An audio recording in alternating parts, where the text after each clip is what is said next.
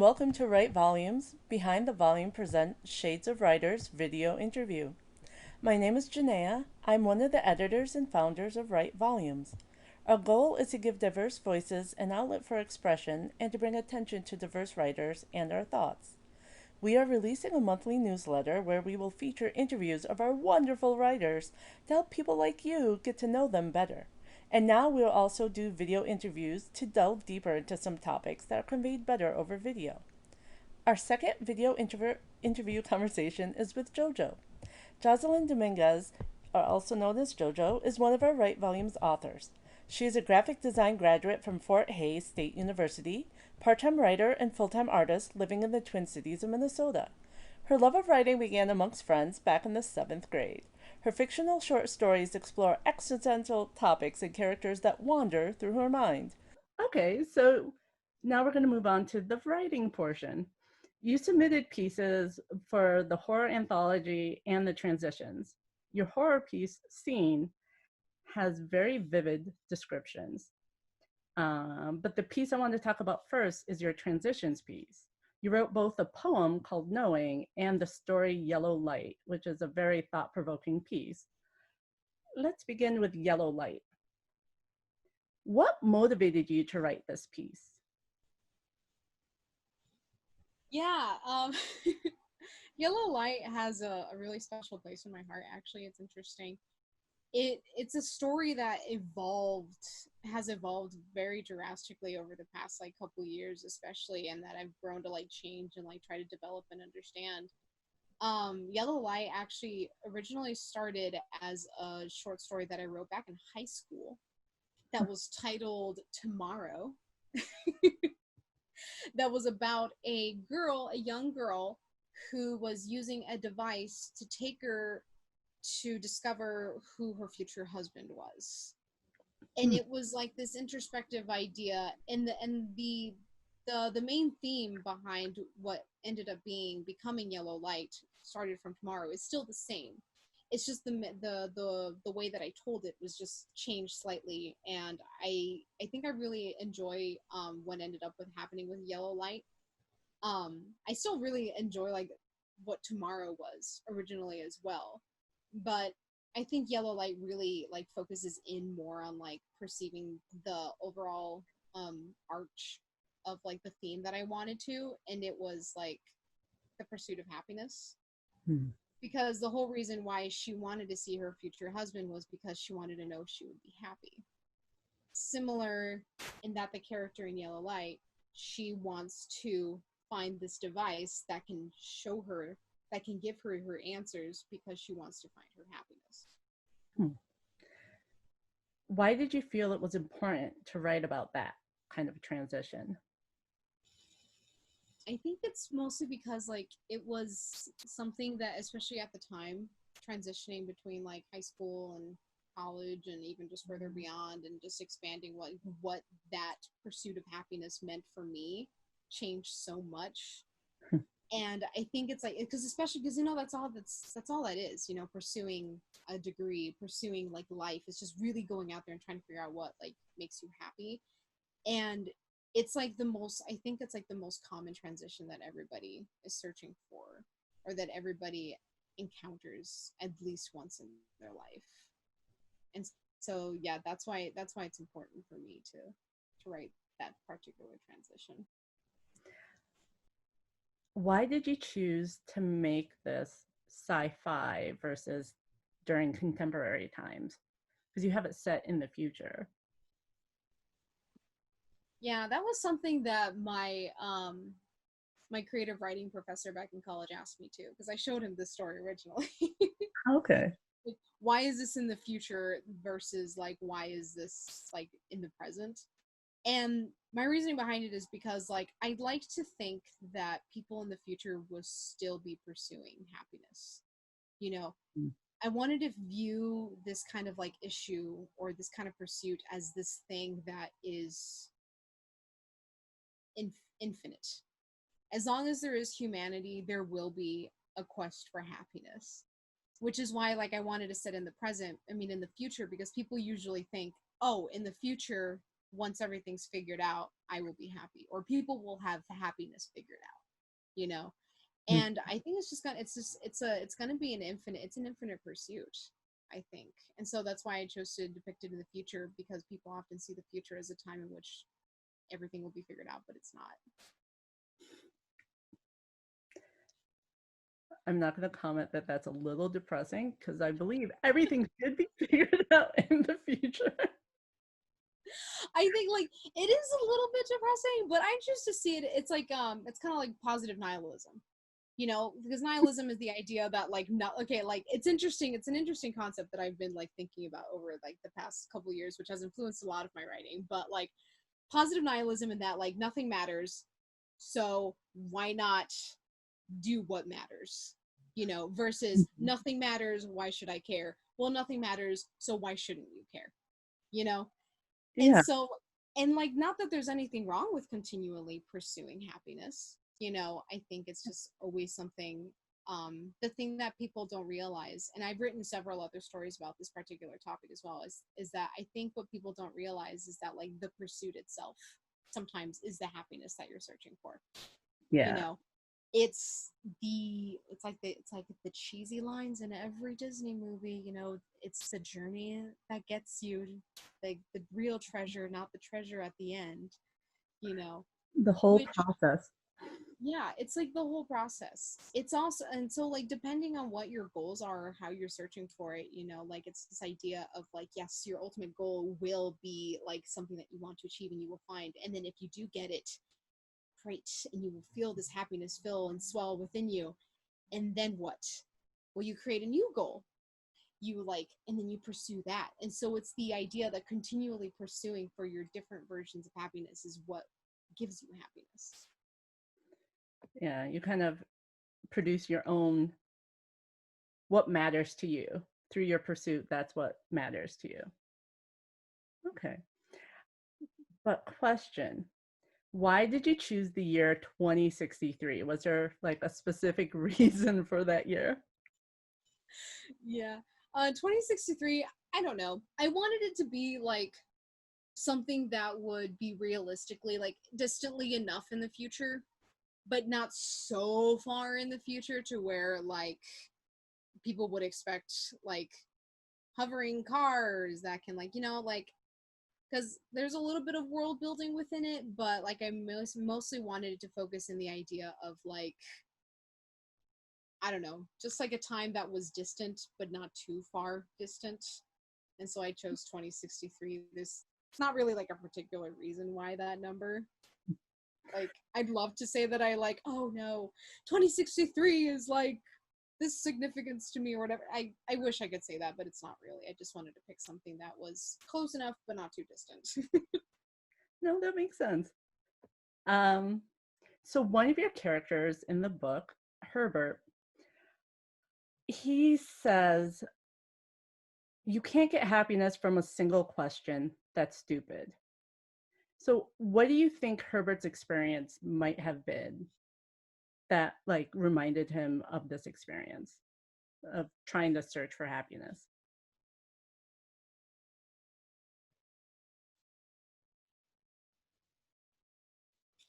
And we might be frozen.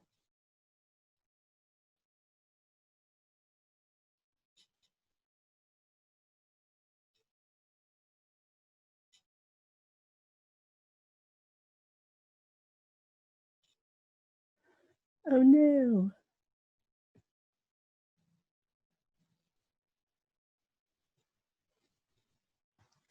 Hmm.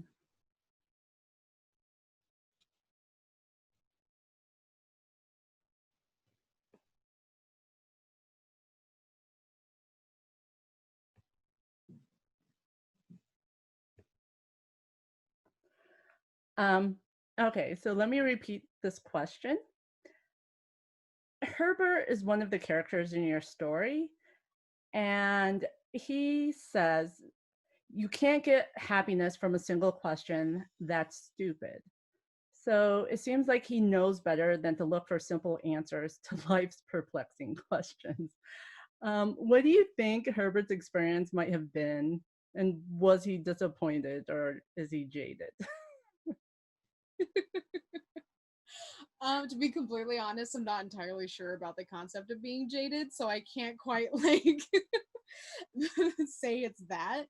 But I think like Herbert's just like I think he's just like he's a man who's lived a lot. Like he's just lived a lot and he's just literally through his experiences like I purposefully kind of leave it non-specific because I think like typically it's kind of implied with someone who is of older age that they've just seen stuff and they just know things because they've been around life for so long that you can kind of just make that kind of assumption of just like, well, he knows, just like because he's been around. Like, I don't know.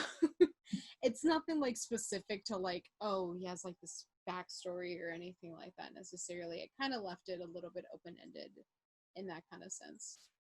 So that way readers can kind of imagine their own scenario, make it personal. Have fun. Like maybe he doesn't have a wife. Like maybe his wife left him. Like maybe like I don't know his daughter's gone or something. I don't know. I kind of leave that open ended. I didn't want to get too specific with um Herbert and like the reason why like he needs to be more justified in feeling like and he can give wisdom. It's more just like like you get to a certain age, you kind of know that like things are a lot more complicated than that. Okay. Another favorite line of ours is, she had what they used to call Moxie. Um, why do you think he said that? I was going to ask some other questions, but I kind of don't. I think it's better if the readers read the story than for me to go into that line of questioning. But like, so he says she has what used to be called Moxie. So what do you think he kind of means by that? And like, what is he implying about the protagonist?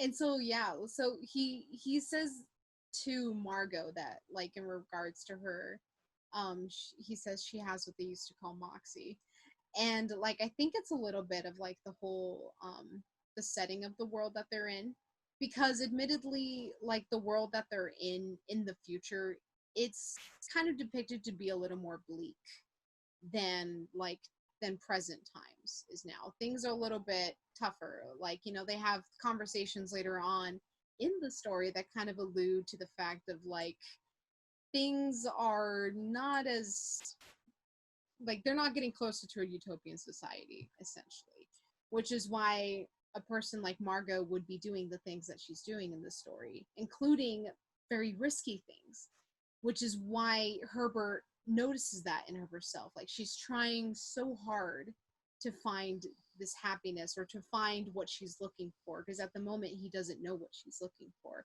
but he knows that she has the courage enough to attempt to look for it, and that's something that he saw a lot more back in his day than what he sees now in what is considered 2063 in my story.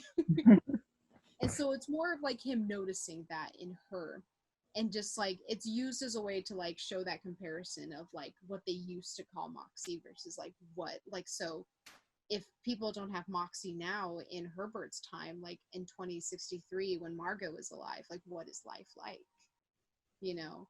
And so it's a little bit of like kind of like bringing in that introspective of like this world that they're in. Okay, that makes sense. And it sounds like he also kind of admires her too. So Yeah. that was a nice way to kind of bridge that gap and have his opinion of her stated. Mm-hmm. So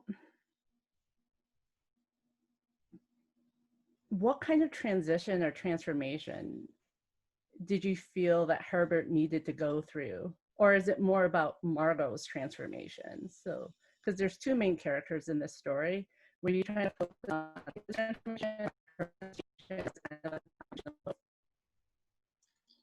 I think it's mostly about Margot Okay. and her transformation. The way that I wanted to go about the story was that like I wanted you to notice this transformation about Margot and the realization that she's having with this crazy situation that she's put herself in, in relation to Herbert, because I think it's safe to say that like a little bit in the beginning of the story, I think it's safe to say that like you end up finding out that Margot was breaking into Herbert's house. Like, which already is like kind of like it's like a risky thing, like why are you breaking into someone's house, right? You'll find out if you read the story. But she goes like through this transition of like breaking into someone's house in attempts to find like what she's looking for. um it's more so about her realization and coming with this transformation of realizing that what she's looking for isn't really going to give her happiness, and it's done through a past experience that Herbert once had. And so it's kind of like a revealing of showing the transformation in someone else through the vessel of somebody else's experience, instead of outright showing it, I guess, necessarily. So it's kind of more like interconnectedness of Yes. everybody and then how Mhm. people grow from there. I wanted to show just how complicated that is. Exactly like you said, like the interconnectedness of how people's storylines affect each other and how people like come to the same realizations at different points or in similar ways, just at different times in their life. And so it's a transformation of Margot, but through Herbert, And not it's through nice. Margot. Because I like the idea when I read this piece. I really like the idea that we can all help each other grow and learn and become a better version of ourselves, or to help us or like be a catalyst for change. So that really stuck with me in this piece. So was this story based on your quest for happiness? I think I think it's based off of my fantastical idea of trying to find happiness from when I was much younger. You know, because I think everyone, especially when they're much younger, or like, I don't know, maybe still do, they think, oh, if I just knew what's going to happen in the future, then I would know where to aim for. Like, I would know where to go, and then the pursuit wouldn't seem as treacherous as it does now, and I would enjoy it more, you know?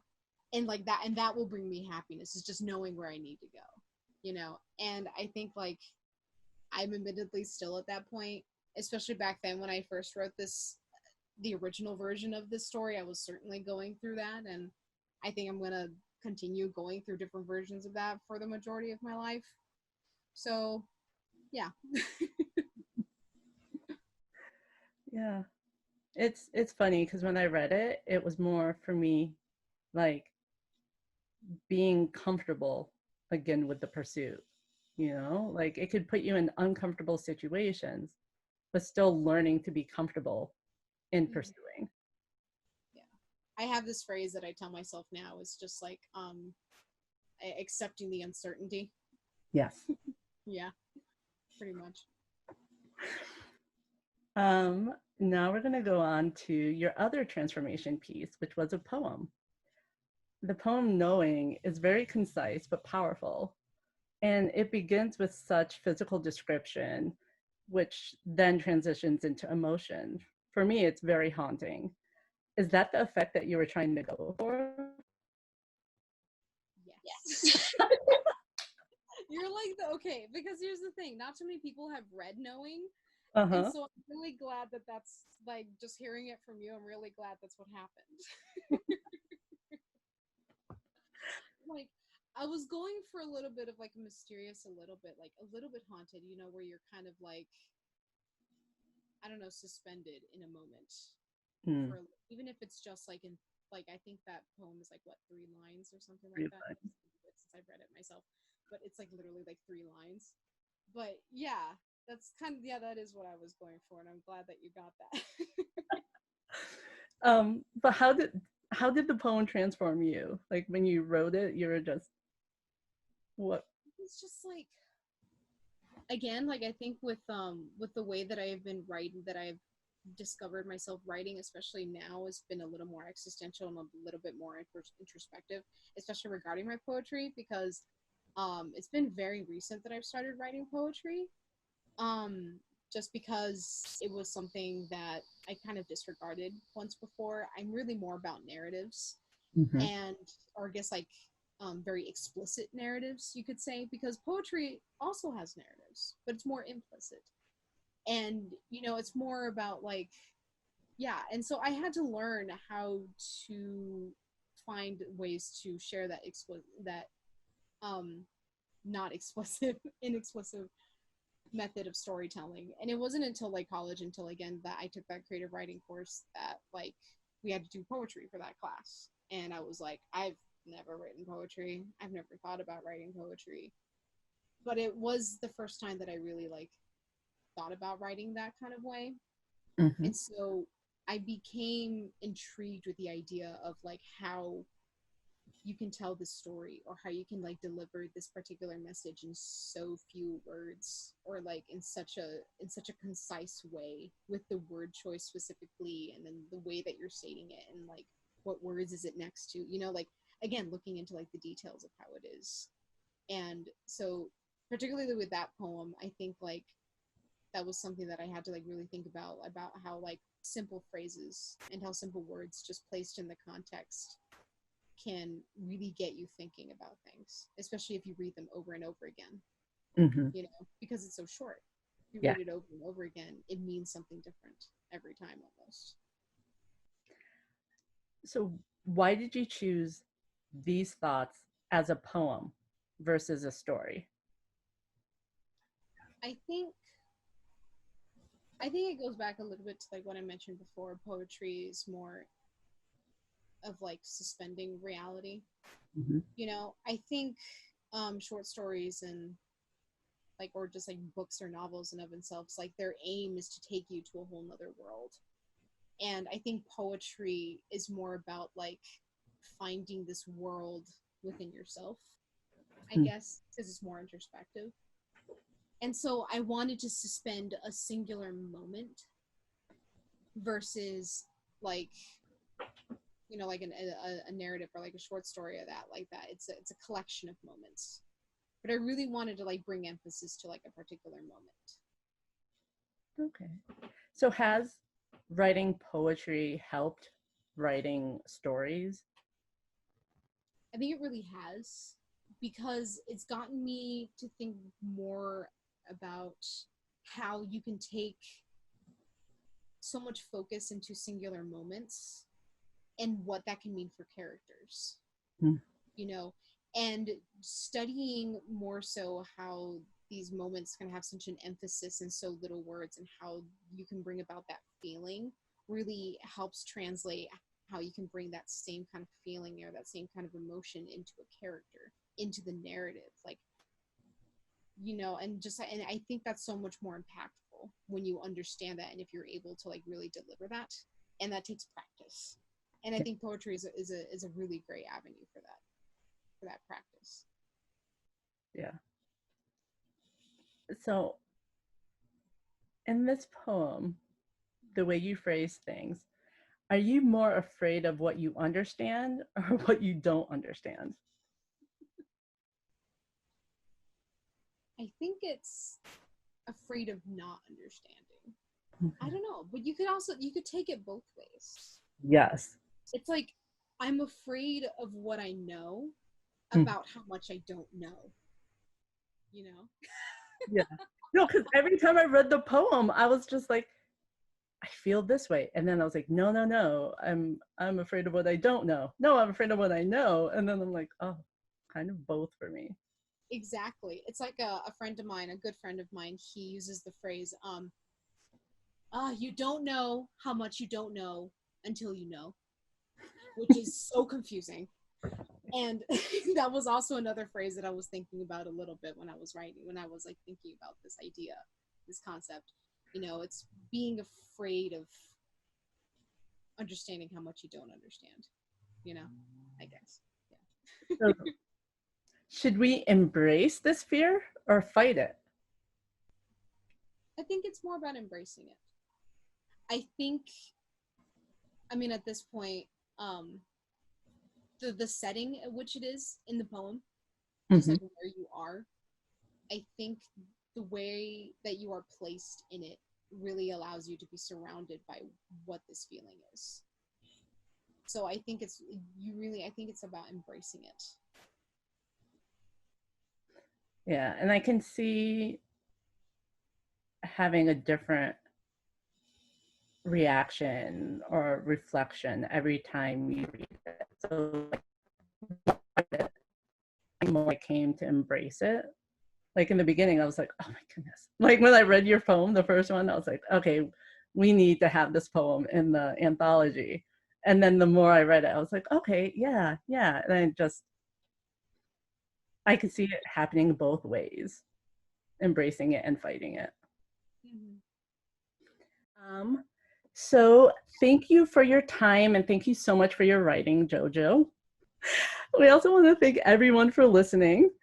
This is Behind the Volume Look at Right Volumes in the Making. Please check us out more at writevol.com for latest info. You can also find us on Facebook, Twitter, and Instagram. And remember, together we can write volumes.